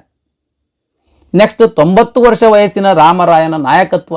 90 ವರ್ಷ ದಾಟಿರ್ತಕ್ಕಂಥ ರಾಮರಾಯ ನಾಯಕತ್ವವನ್ನು ವಹಿಸ್ಕೊಂಡಿರ್ತಾನೆ. ನೆಕ್ಸ್ಟ್ ದಾಸರ ಪ್ರಭಾವ. ದಾಸರ ಸೈನಿಕರಲ್ಲಿ ಅಹಿಂಸಾ ಭಾವನೆ ಮೂಡಿಸಿದ್ರು ಸ್ನೇಹಿತರೆ. ಇದು ಕೂಡ ತಾಳಿಕೋಟೆ ಕದನದ ಸೋಲಿಗೆ ಒಂದು ಪ್ರಮುಖ ಕಾರಣ. ನೆಕ್ಸ್ಟ್ ಶಾಹಿ ಮನೆತನಗಳ ಒಗ್ಗಟ್ಟಾಗಿ ಮೇನ್ ಇರೋದೇ ಇಲ್ಲೇ ಐತ್ರಿ. ಶಾಹಿ ಮನೆತನಗಳ ಒಗ್ಗಟ್ಟಾಗಿರುವಂಥದ್ದು. ಒಗ್ಗಟ್ಟಿನಲ್ಲಿ ಬಲವಿದೆ ಅಂತಾರಲ್ರಿ, ನೋಡ್ರಿ ಇವರು ಒಗ್ಗಟ್ಟಾಗ್ತಾರೆ ಮೊದಲು. ಇದು ತಾಳಿಕೋಟೆ ಕದನದ ಸೋಲಿಗೆ ಪ್ರಮುಖ ಕಾರಣ ರೀ. ನೆಕ್ಸ್ಟ್ ಕ್ಯಾಥೋಲಿಕರ ಬಗ್ಗೆ ರಾಮರಾಯನ ಕ್ರೂರ ನೀತಿಯಿಂದಾಗಿ ಪೋರ್ಚುಗೀಸರ ಈ ವಿಜಯನಗರ ಸಾಮ್ರಾಜ್ಯಕ್ಕೆ ಬೆಂಬಲ ನೀಡಂಗಿಲ್ಲ. ಇದು ಕೂಡ ತಾಳಿಕೋಟೆ ಕದನದ ಸೋಲಿಗೆ ಒಂದು ಕಾರಣ. ನೆಕ್ಸ್ಟ್ ತಾಳಿಕೋಟೆ ಕದನದ ಪರಿಣಾಮಗಳ ಬಗ್ಗೆ ನೋಡ್ತದ್ರು. ಅಂದ್ರೆ ತಾಳಿಕೋಟೆ ಕದನದಲ್ಲಿ ವಿಜಯನಗರ ಸಾಮ್ರಾಜ್ಯ ಸೋತ ಮೇಲೆ ಯುದ್ಧದ ಪರಿಣಾಮಗಳೇನಾಗ್ತವ ಅಂತಂದ್ರೆ, ರಾಮರಾಯನ ತಮ್ಮ ತಿರುಮಲ ದೇವರಾಯ ರಾಜಧಾನಿಗೆ ಬರ್ತಾನ. ರಾಜಧಾನಿಗೆ ಬಂದು ಅಪಾರ ಸಂಪತ್ತನ್ನ ಆನೆಗಳ ಮೇಲೆ ಹೇರಿಕೊಂಡು ಅಳೆದುಳಿದಿರ್ತಕ್ಕಂಥ ಸೈನಿಕರನ್ನ ಕರೆದುಕೊಂಡು ಆಂಧ್ರ ಪ್ರದೇಶದ ಪೆನುಗೊಂಡದತ್ತ ಧಾವಿಸ್ತಾನ. ಅಂದ್ರೆ ಆಂಧ್ರ ಪ್ರದೇಶದ ಪೆನುಗೊಂಡಕ್ಕೆ ಹೋಗ್ತಾನೆ. ರಕ್ಷಕರಿಲ್ಲದ ರಾಜಧಾನಿಗೆ ಶತ್ರುಗಳ ವಶವಾಗ್ತದ. ಅಂದ್ರೆ ಹಂಪಿ ಶತ್ರುಗಳ ವಶವಾಗ್ತದ. ವಿಜಯನಗರ ಸಾಮ್ರಾಜ್ಯದ ವೈಭವ ಅಂತ್ಯವಾಗ್ತದ. ಕದನದಲ್ಲಿ ವಿಜಯಿಗಳಾದ ಶಾಹಿ ಸುಲ್ತಾನರು ವಿಜಯನಗರವನ್ನು ಅನೇಕ ತಿಂಗಳುಗಳ ಕಾಲ ಲೂಟಿ ಮಾಡ್ತಾರೆ. ಅನೇಕ ತಿಂಗಳುಗಳ ಕಾಲ ಲೂಟಿ ಮಾಡ್ತಾರೆ. ಮುಂದೆ ಪೆನುಗೊಂಡ, ಚಂದ್ರಗಿರಿ, ಕೊನೆಗೆ ವೆಲ್ಲೂರು ರಾಜಧಾನಿ ಮಾಡಿಕೊಂಡು ಆಡಳಿತ ಮಾಡ್ಲಕ್ಕೆ ಅರವೀಡು ವಂಶದ ಮನೆತನ ಪ್ರಾರಂಭ ಮಾಡ್ತದ. ಅಂದ್ರೆ ಅರವೀಡು ವಂಶದ ಅರಸರ ಆಡಳಿತ ಮುನ್ನಡೆಸ್ತಾರ. ಅರವೀಡು ಮನೆತನವು ದಕ್ಷಿಣ ಭಾರತದ ಮೇಲೆ ನಿಯಂತ್ರಣ ಸಾಧಿಸ್ಲಕ್ಕೆ ವಿಫಲಗೊಂಡು ಕ್ರಿಸ್ತಶಕ 1646ರಲ್ಲಿ ವಿಜಯನಗರ ಸಾಮ್ರಾಜ್ಯ ಅವನತಿ ಹೊಂದುತ್ತದೆ. 1646ರಲ್ಲಿ ವಿಜಯನಗರ ಸಾಮ್ರಾಜ್ಯ ಅವನತಿ ಹೊಂದುತ್ತದೆ ಸ್ನೇಹಿತರೆ. ನೆಕ್ಸ್ಟ್, ಪೋರ್ಚುಗೀಸರಿಗೆ ವಿಜಯನಗರದ ಬೆಂಬಲ ಇಲ್ಲದೆ ಇದ್ದುದರಿಂದ ಅವರು ಗೋವಾ ಪ್ರದೇಶಕ್ಕೆ ಮಾತ್ರ ಸೀಮಿತವಾಗ್ತಾರ. ಇದರಿಂದ ಅವರ ವ್ಯಾಪಾರಕ್ಕೆ ಹಿನ್ನಡೆಯಾಗ್ತದೆ. ಅಂದ್ರೆ ಪೋರ್ಚುಗೀಸರ ವ್ಯಾಪಾರಕ್ಕೆ ಹಿನ್ನಡೆಯಾಗ್ತದೆ. ನೆಕ್ಸ್ಟ್, ಶೃಂಗೇರಿ, ತಿರುಪತಿ, ಶ್ರೀಶೈಲ ಮತ್ತು ಕಾಳಹಸ್ತಿಯಂತಹ ಹಲವಾರು ಧಾರ್ಮಿಕ ಕೇಂದ್ರಗಳಿಗೆ ದತ್ತಿ ನಿಂತು ಹೋಗ್ತಾದ್ರಿ. ದಾನದತ್ತಿಯನ್ನು ನೀಡ್ತಿದ್ರಲ್ರಿ, ಅದು ನಿಂತು ಹೋಗ್ತದ. ಇದರಿಂದ ಹಿಂದೂ ಧರ್ಮದ ಬೆಳವಣಿಗೆಗೆ ಅಡ್ಡಿಯಾಗ್ತದೆ. ಹಿಂದೂ ಧರ್ಮದ ಬೆಳವಣಿಗೆಗೆ ಅಡ್ಡಿಯಾಗ್ತದ್ರಿ. ನೆಕ್ಸ್ಟ್, ಆಂಧ್ರ ಪ್ರದೇಶದ ಪೆನುಗೊಂಡ ಹಾಗೂ ಚಂದ್ರಗಿರಿಯಿಂದ ಆಡಳಿತ ಮಾಡ್ಲಕ್ಕೆ ಆರಂಭಿಸಿದ ಅರವೀಡು ಮನೆತನ ದಕ್ಷಿಣ ಭಾರತದ ಮೇಲೆ ನಿಯಂತ್ರಣ ಸಾಧಿಸಕ್ಕೆ ಅಸಮರ್ಥವಾಗ್ತದ್ರಿ. ವಿಜಯನಗರ ಸಾಮ್ರಾಜ್ಯದ ಉತ್ತರ ಭಾಗವು ವಿಜಯಪುರ ಮತ್ತು ಗೋಲ್ಕೊಂಡ ರಾಜ್ಯಗಳ ವಶವಾಗ್ತವೆ. ವಿಜಯನಗರ ಸಾಮ್ರಾಜ್ಯದ ಉತ್ತರ ಭಾಗ ಈ ಎರಡು ಸುಲ್ತಾನರ ವಶವಾಗ್ತವ.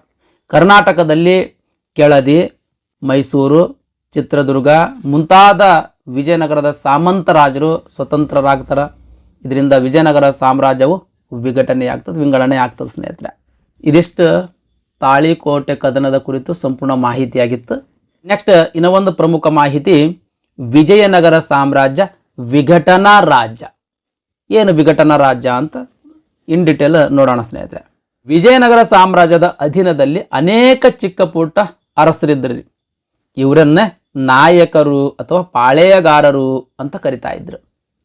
ವಿಜಯನಗರ ಸಾಮ್ರಾಜ್ಯದ ಅಧೀನದೊಳಗೆ ಅನೇಕ ಅರಸರು ಆಳ್ವಿಕೆ ಮಾಡ್ತಾ ಇದ್ರು. ಈ ಅರಸರನ್ನ ನಾಯಕರು ಅಥವಾ ಪಾಳೆಗಾರರು ಅಂತ ಕರಿತಾ ಇದ್ರು. ಓಕೆ ರೀ. ಈ ಪಾಳೆಗಾರರ ವಶವಿದ್ದ ಸೀಮೆಯನ್ನ, ಅಂದ್ರೆ ಪಾಳೆಗಾರರು ಯಾವ ಸ್ಥಳದಲ್ಲಿ ಆಳ್ವಿಕೆ ಮಾಡ್ತಿರ್ತಾರಲ್ರಿ ಆ ಪ್ರದೇಶವನ್ನ ಪಾಳೆಯ ಪಟ್ಟು ಅಂತ ಕರೆಯಲಾಗ್ತಿತ್ರಿ. ಆ ಪ್ರದೇಶವನ್ನ ಪಾಳೆಯ ಪಟ್ಟು ಅಂತ ಕರಿತಾ ಇದ್ರು. ಓಕೆ ರೀ. ವಿಜಯನಗರದ ಆಡಳಿತವು ಕೇಂದ್ರಕ್ಕಿಂತ ಹೆಚ್ಚು ಪ್ರಾದೇಶಿಕ ನಾಯಕರುಗಳ ಅಂದ್ರೆ ಸ್ಥಳೀಯ ಪಾಳೆಯಗಾರರುಗಳ ಮೇಲೆ ಅವಲಂಬಿತವಾಗಿತ್ತು. ಹಾಗಾಗಿ ಬರ್ಟನ್ ಸ್ಟೀನ್ನವರು ವಿಜಯನಗರ ಸಾಮ್ರಾಜ್ಯವನ್ನ ವಿಘಟನಾ ರಾಜ್ಯ ಅಂತ ಕರೀತಾರೆ. ಅಂದ್ರೆ ಸಗ್ಮೆಂಟರಿ ಸ್ಟೇಟ್ ಅಂತ ಕರೀತಾರೆ. ವಿಜಯನಗರ ಸಾಮ್ರಾಜ್ಯವನ್ನ ವಿಘಟನಾ ರಾಜ್ಯ ಅಂತ ಕರೆದವರು ಯಾರ್ರಿ? ಬರ್ಟನ್ ಸ್ಟೈನ್ ರವರು ಸ್ನೇಹಿತರೆ. ಓಕೆ ರೀ. ಈ ಬರ್ಟನ್ ಸ್ಟೈನ್ ರವರ ಪ್ರಕಾರ ವಿಘಟನಾ ಸಿದ್ಧಾಂತದ ಪ್ರಮುಖ ಅಂಶಗಳೇನು ಅಂತ ಅನ್ನೋದ್ರ ಬಗ್ಗೆ ನೋಡೋದಾದ್ರೆ, ವಿಜಯನಗರವು ದೆಹಲಿ ಸುಲ್ತಾನರಂತೆ ಸಂಪೂರ್ಣ ಕೇಂದ್ರೀಕೃತ ಅಧಿಕಾರ ಹೊಂದಿರಲಿಲ್ಲ. ಬದಲಾಗಿ ಇದು ಅನೇಕ ಸ್ವತಂತ್ರ ಘಟಕಗಳ ಅಥವಾ ವಿಭಾಗಗಳ ಸಮೂಹವಾಗಿತ್ತು. ಅಂದ್ರೆ ಈಗ ದೆಹಲಿ ಸುಲ್ತಾನರು ನೋಡ್ರಿ ಸಂಪೂರ್ಣ ಸಾಮ್ರಾಜ್ಯದ ಅಧಿಕಾರ ಅವ್ರು ಹೊಂದಿದ್ರು. ಆದ್ರೆ ವಿಜಯನಗರ ಸಾಮ್ರಾಜ್ಯದ ಅರಸರು ಸಂಪೂರ್ಣ ಕೇಂದ್ರೀಕೃತ ಅಧಿಕಾರ ಹೊಂದಿರಲಿಲ್ಲ ಅಂತ ಬರ್ಟನ್ ಸ್ಟೈನ್ ಅವರು ಹೇಳ್ತಾರೆ. ಹಾಗಾಗಿ ಇದನ್ನ ವಿಘಟನಾ ರಾಜ್ಯ ಅಂತ ಕರೀತಾರ ಅಂತ ಹೇಳ್ತಾರೆ ಇವರು. ರಾಜ ಕೇವಲ ಕೇಂದ್ರ ಪ್ರದೇಶದಲ್ಲಿ ಮಾತ್ರ ನೇರ ಅಧಿಕಾರ ಹೊಂದಿದ್ದ. ಅಂದ್ರೆ ರಾಜಧಾನಿಯಲ್ಲಿ ಮಾತ್ರ ಈತ ನೇರ ಅಧಿಕಾರ ಹೊಂದಿದ್ದ. ದೂರದ ಪ್ರಾಂತ್ಯಗಳ ಅಂದ್ರೆ ಉದಾಹರಣೆಗೆ ನಾಯಕರು ಆಳುವಂತ ಪ್ರದೇಶದಲ್ಲಿ ರಾಜನಿಗೆ ಕೇವಲ ಧಾರ್ಮಿಕ ಗೌರವ ಅಥವಾ ಸಾಂಕೇತಿಕ ಸ್ಥಾನವಿತ್ತೇ ಹೊರತು ನೇರ ರಾಜಕೀಯ ನಿಯಂತ್ರಣವಿರಲಿಲ್ಲ.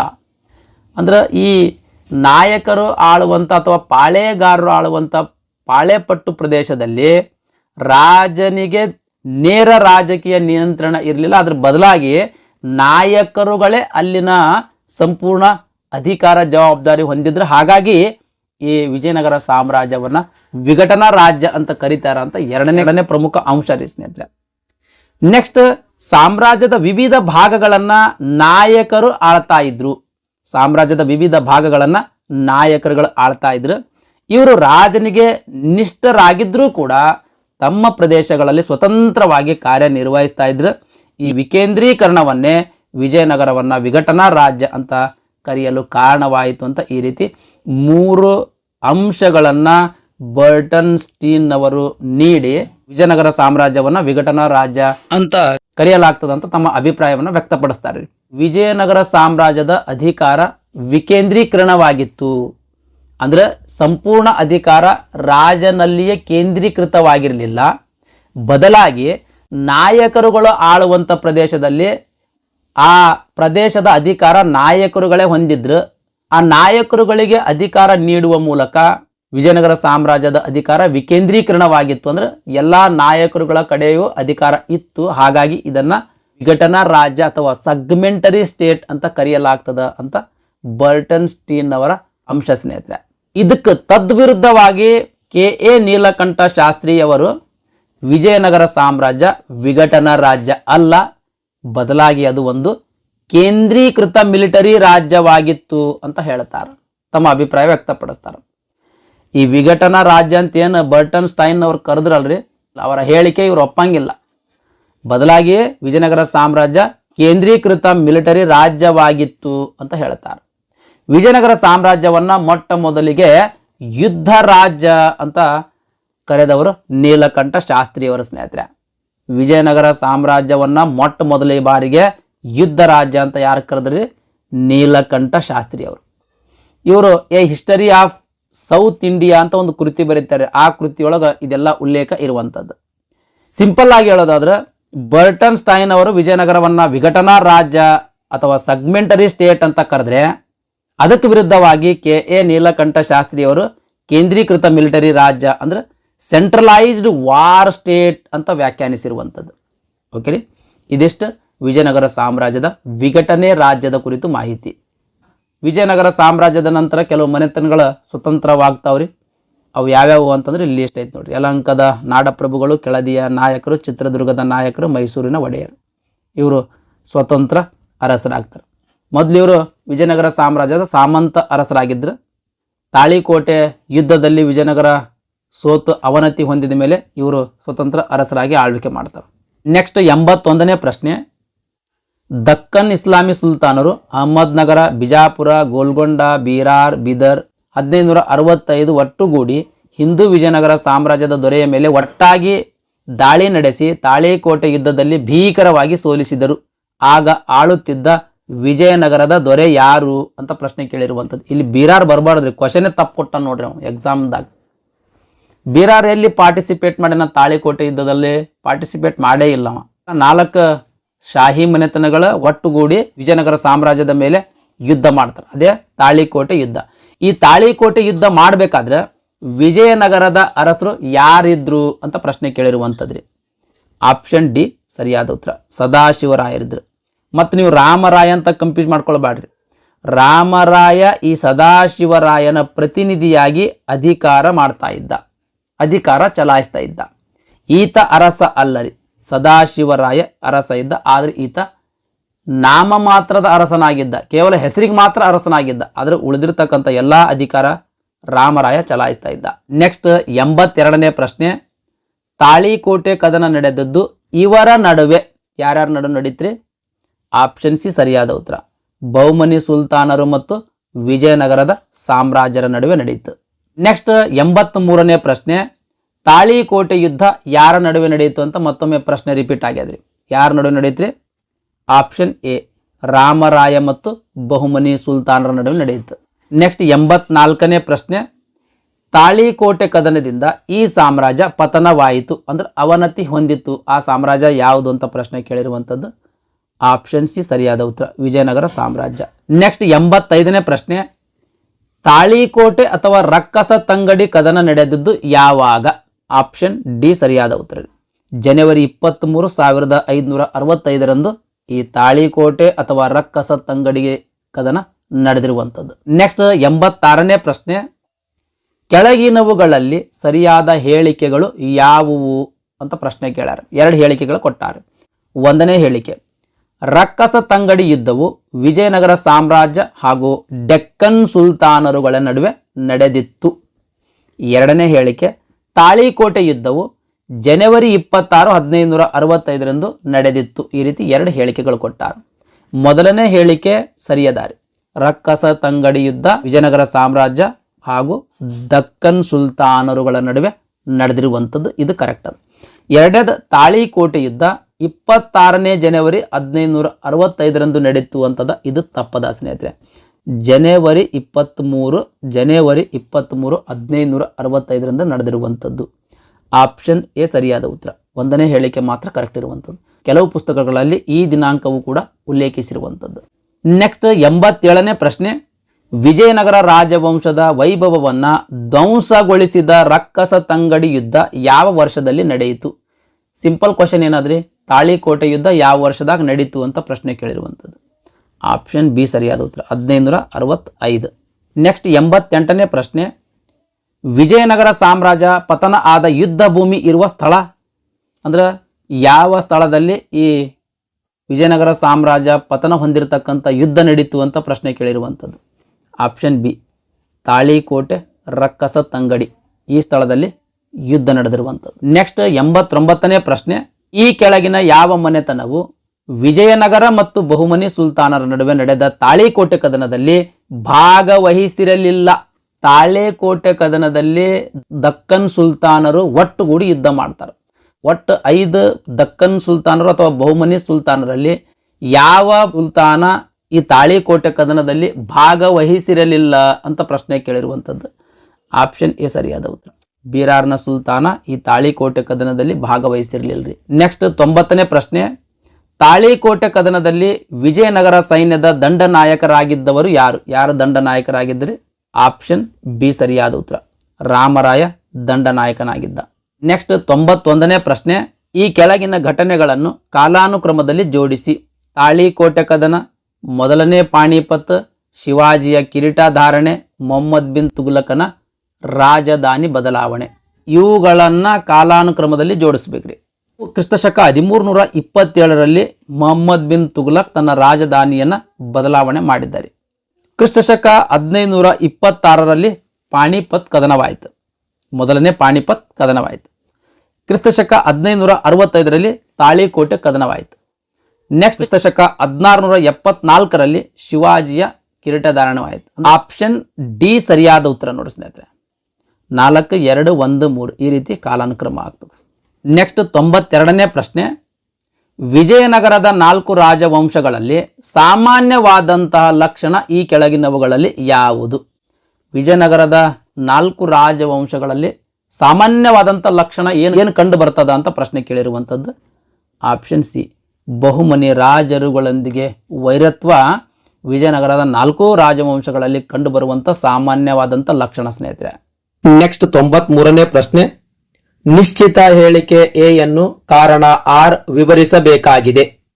ಇವುಗಳ ಬಗ್ಗೆ ಕೆಳಗಿನ ಯಾವ ವಿವರಣೆಗಳು ಸರಿಯಾಗಿವೆ ತಿಳಿಸಿರಿ ಅಂತ ಪ್ರಶ್ನೆ ಕೇಳ್ಯಾರ. ಎ ಏನ್ ಕೊಟ್ಟಾನ್ರಿ, ವಿಜಯನಗರ ಎಂದರೆ ವಿಜಯದ ನಗರ ಎಂದು ಪದದ ಅರ್ಥ.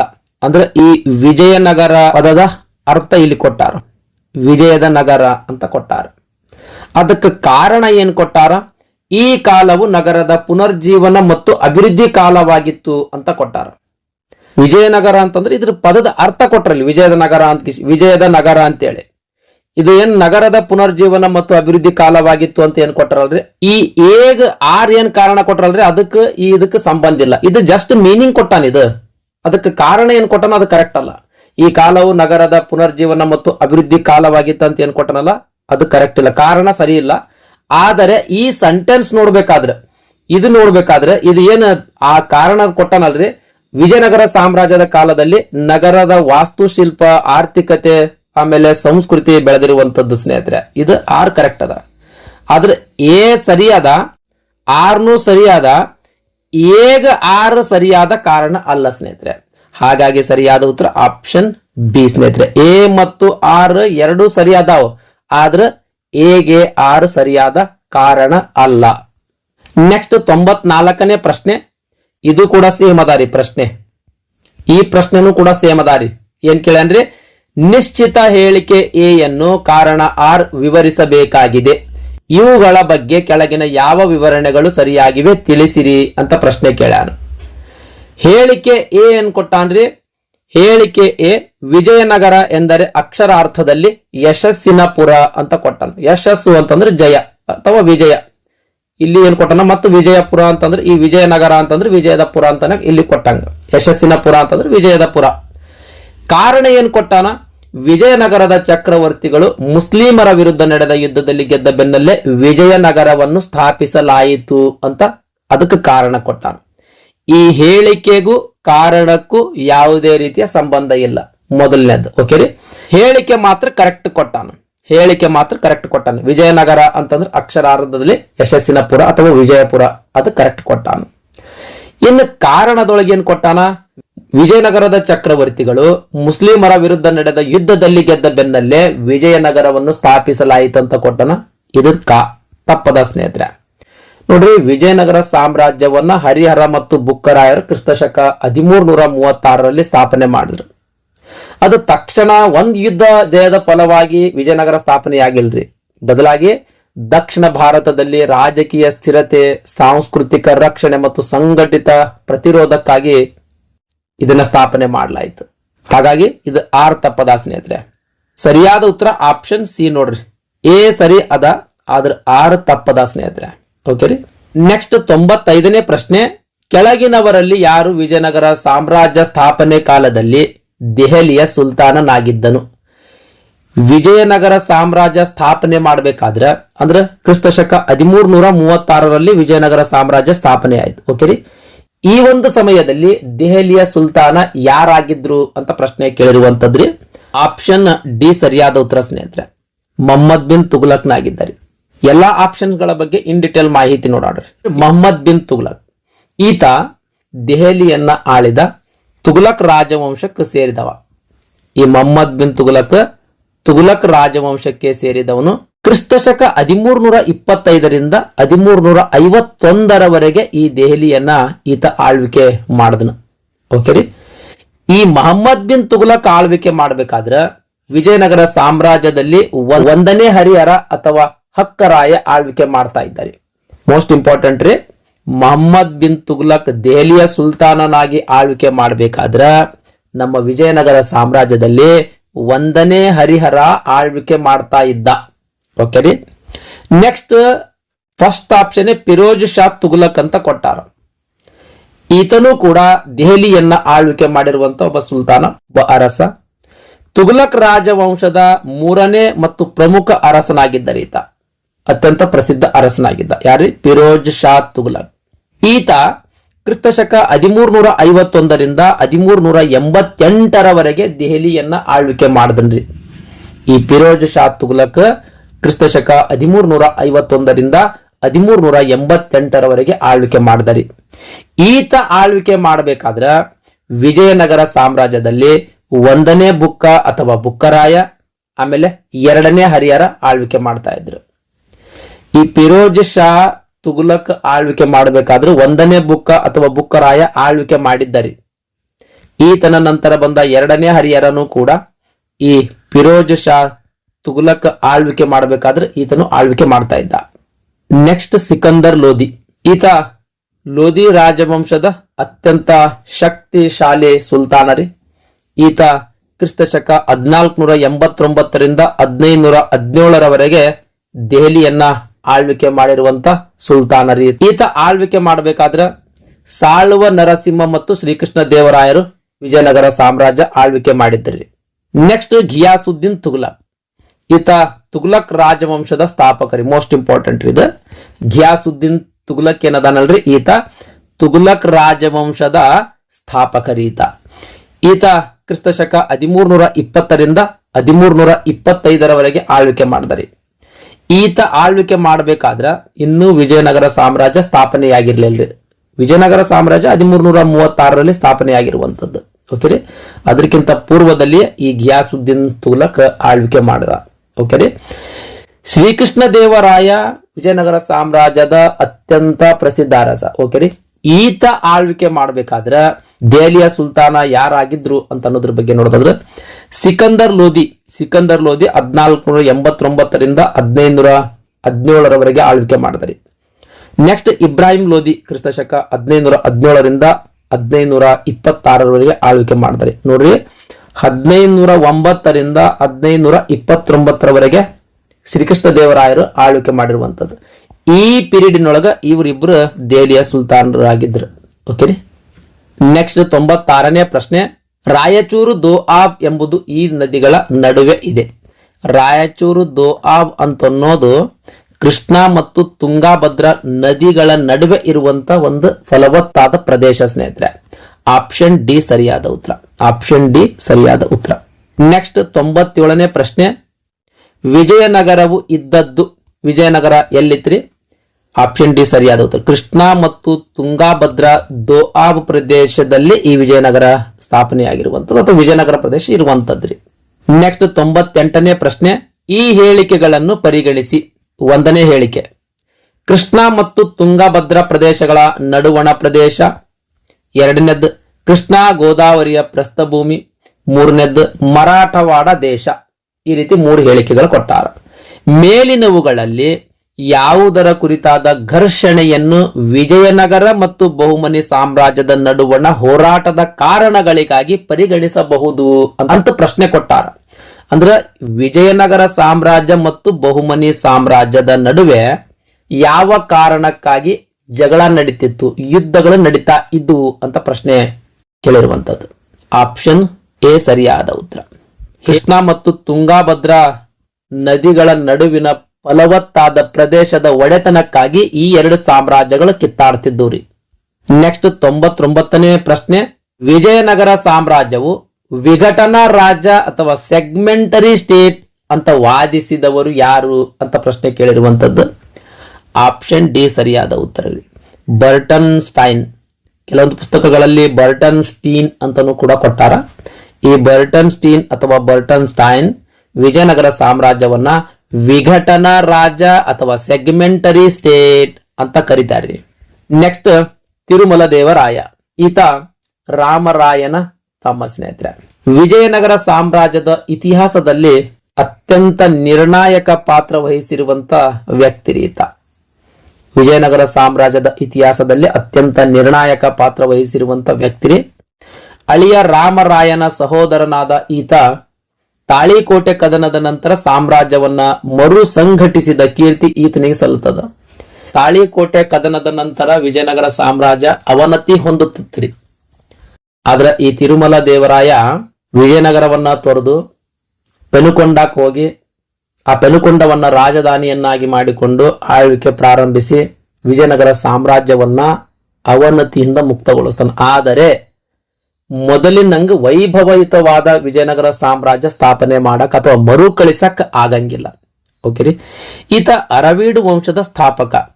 1565ರ ಯುದ್ಧದಲ್ಲಿ ಈತ ವಿಜಯನಗರ ಸೈನ್ಯದ ಎಡಭಾಗದ ನೇತೃತ್ವವನ್ನು ವಹಿಸಿದ್ದ. ಅಂದ್ರೆ ತಾಳಿಕೋಟೆ ಯುದ್ಧದಲ್ಲಿ ಈ ತಿರುಮಲ ದೇವರಾಯ ಸೈನ್ಯದ ಎಡಭಾಗದ ನೇತೃತ್ವವನ್ನ ವಹಿಸಿಕೊಂಡಿದ್ದ ಸ್ನೇಹಿತರೆ. ಈ ವಿಭಾಗ ಬಿಜಾಪುರದ ಅಲಿ ಆದಿಲ್ ಶಾನ ಸೈನ್ಯದ ವಿರುದ್ಧ ಹೋರಾಡಿ ಆರಂಭಿಕ ಹಂತದಲ್ಲಿ ಯಶಸ್ಸನ್ನ ಸಾಧಿಸಿತ್ತು. ನೆಕ್ಸ್ಟ್ ಯುದ್ಧದಲ್ಲಿ ರಾಮರಾಯ ಮರಣದ ನಂತರ ಮತ್ತು ಸೋಲು ಖಚಿತವಾದಾಗ ಈ ತಿರುಮಲ ದೇವರಾಯ ಹತಾಶನಾಗದೆ ಉಳಿದ ಸೈನ್ಯ, ಅಪಾರ ಪ್ರಮಾಣದ ಆನೆಗಳು ಮತ್ತು ಅಪಾರ ಸಂಪತ್ತಿನೊಂದಿಗೆ ನಾಮಮಾತ್ರದ ಅರಸನಾಗಿರುವಂತ ಅಂದ್ರೆ ಹೆಸರಿಗೆ ಮಾತ್ರ ಅರಸನಾಗಿರುವಂತಹ ಸದಾಶಿವರಾಯನನ್ನ ಕರೆದುಕೊಂಡು ಸುರಕ್ಷಿತವಾಗಿ ರಾಜಧಾನಿಯನ್ನ ಬಿಟ್ಟು ಪೆನುಕೊಂಡಕ್ಕೆ ತೆರಳುತ್ತಾನ.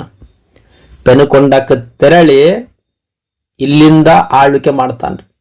ಕ್ರಿಸ್ತಶಕ 1570ರಲ್ಲಿ ಸದಾಶಿವರಾಯನನ್ನ ಪದಚ್ಯುತಗೊಳಿಸಿ ತಿರುಮಲ ದೇವರಾಯ ಅಧಿಕೃತವಾಗಿ ವಿಜಯನಗರದ 4ನೇ ಮತ್ತು ಕೊನೆಯ ರಾಜವಂಶವಾದ ಅರವೀಡು ವಂಶವನ್ನ ಸ್ಥಾಪನೆ ಮಾಡ್ತಾನ.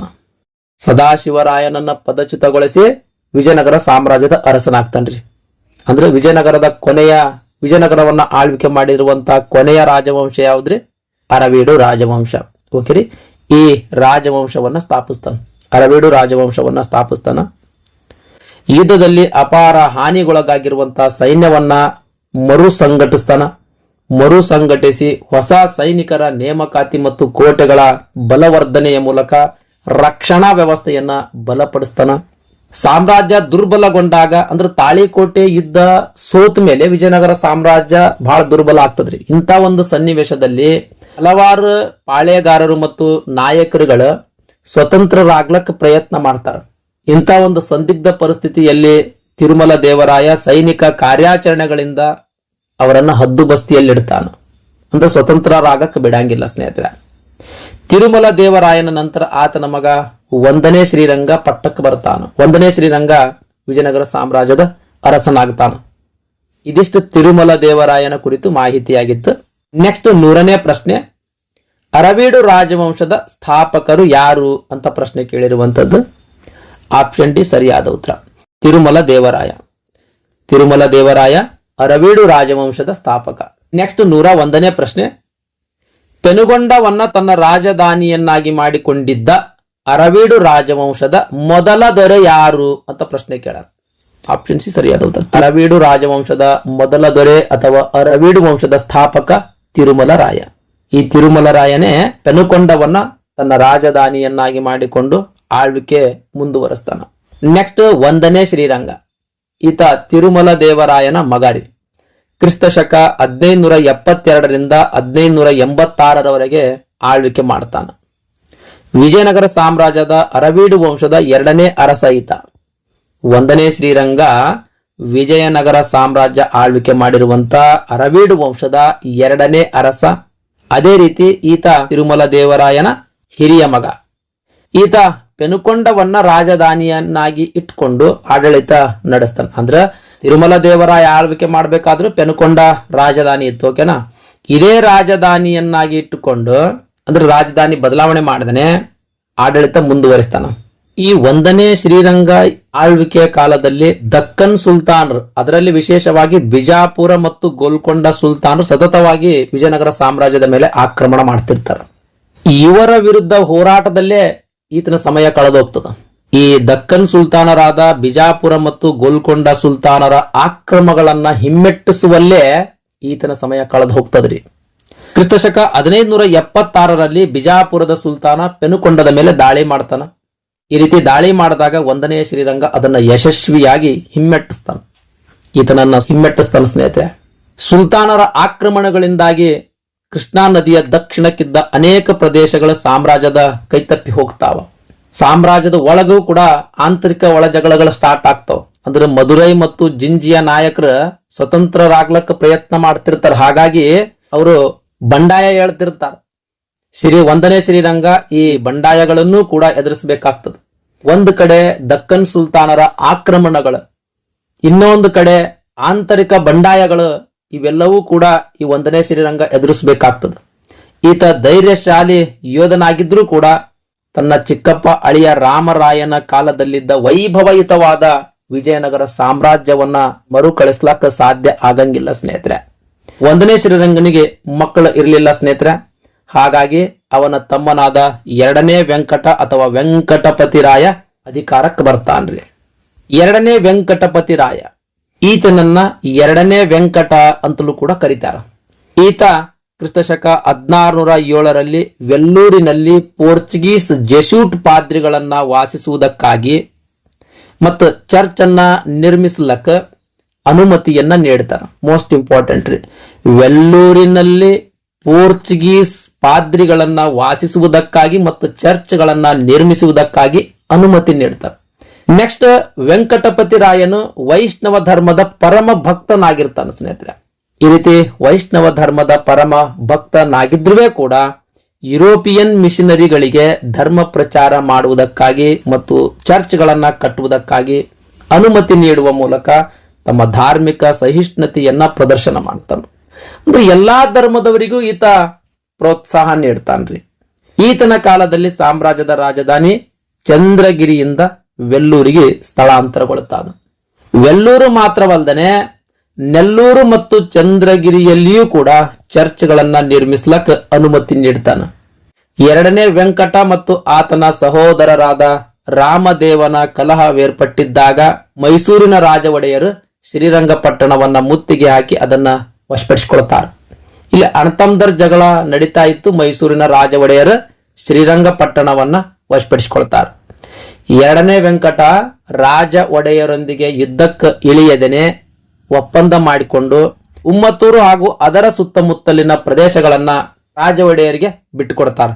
ಇದಿಷ್ಟು ಎರಡನೇ ವೆಂಕಟಪತಿ ರಾಯನ ಕುರಿತು ಮಾಹಿತಿಯಾಗಿತ್ತು. 102ನೇ ಪ್ರಶ್ನೆ, ಪೋರ್ಚುಗೀಸರಿಗೆ ವೆಲ್ಲೂರಿನಲ್ಲಿ ಚರ್ಚ್ಗಳನ್ನ ನಿರ್ಮಿಸಲು ಅನುಮತಿ ನೀಡಿದ್ದ ಅರಸನಾರು ಅಂತ ಪ್ರಶ್ನೆ ಕೇಳಿರುವಂತದ್ದು. ಆಪ್ಷನ್ ಬಿ ಸರಿಯಾದ ಉತ್ತರ. ಎರಡನೇ ವೆಂಕಟ ಅಥವಾ ಎರಡನೇ ವೆಂಕಟಪತಿ ದೇವರಾಯ. ಓಕೆ. ನೆಕ್ಸ್ಟ್ 103ನೇ ಪ್ರಶ್ನೆ, ರಾಜ ಒಡೆಯರು ಮೈಸೂರು ಸಾಮ್ರಾಜ್ಯ ಸ್ಥಾಪಿಸಿದಾಗ ವಿಜಯನಗರದ ಆಡಳಿತಗಾರ ಯಾರು, ಅಂದ್ರೆ ಯಾರಾಗಿದ್ರು ಅಂತ ಪ್ರಶ್ನೆ ಕೇಳಿರುವಂತದ್ದು. ಆಪ್ಷನ್ ಸಿ ಸರಿಯಾದ ಉತ್ತರ. ಎರಡನೇ ವೆಂಕಟ ವಿಜಯನಗರ ಸಾಮ್ರಾಜ್ಯದ ಅರಸನಾಗಿದ್ದ. ರಾಜ ಒಡೆಯರ ಕುರಿತು ಒಂದು ಸ್ವಲ್ಪ ಮಾಹಿತಿ ನೋಡೋಣ್ರಿ. ಈ ಪ್ರಶ್ನೆಗೆ ಸಂಬಂಧಿಸಿದಂಗೆ ಸ್ವಲ್ಪ ಮಾಹಿತಿ ನೋಡೋಣ್ರಿ. ರಾಜ ಒಡೆಯರು 1610ರಲ್ಲಿ ಶ್ರೀರಂಗಪಟ್ಟಣವನ್ನು ವಶಪಡಿಸಿಕೊಳ್ತಾರೆ. ಶ್ರೀರಂಗಪಟ್ಟಣವನ್ನ ವಶಪಡಿಸಿಕೊಂಡು ಮೈಸೂರು ಸಾಮ್ರಾಜ್ಯದ ಸ್ವತಂತ್ರ ಆಡಳಿತಕ್ಕೆ ಅಡಿಪಾಯ ಹಾಕ್ತಾರೆ. ವಿಜಯನಗರ ಸಾಮ್ರಾಜ್ಯದ ಅರವೀಡು ವಂಶದ ಎರಡನೇ ವೆಂಕಟಪತಿ ರಾಯ ಆಗ ವಿಜಯನಗರ ಸಾಮ್ರಾಜ್ಯದ ಅರಸನಾಗಿದ್ದ. ರಾಜ ಒಡೆಯರು ಸ್ವತಂತ್ರವಾಗಿ ಆಳ್ವಿಕೆ ಮಾಡಬೇಕಾದ್ರೆ ವೆಂಕಟಪತಿ ರಾಯ ಚಂದ್ರಗಿರಿಯಿಂದ ಆಳ್ವಿಕೆ ಮಾಡ್ತಾ ಇದ್ದಾರೆ.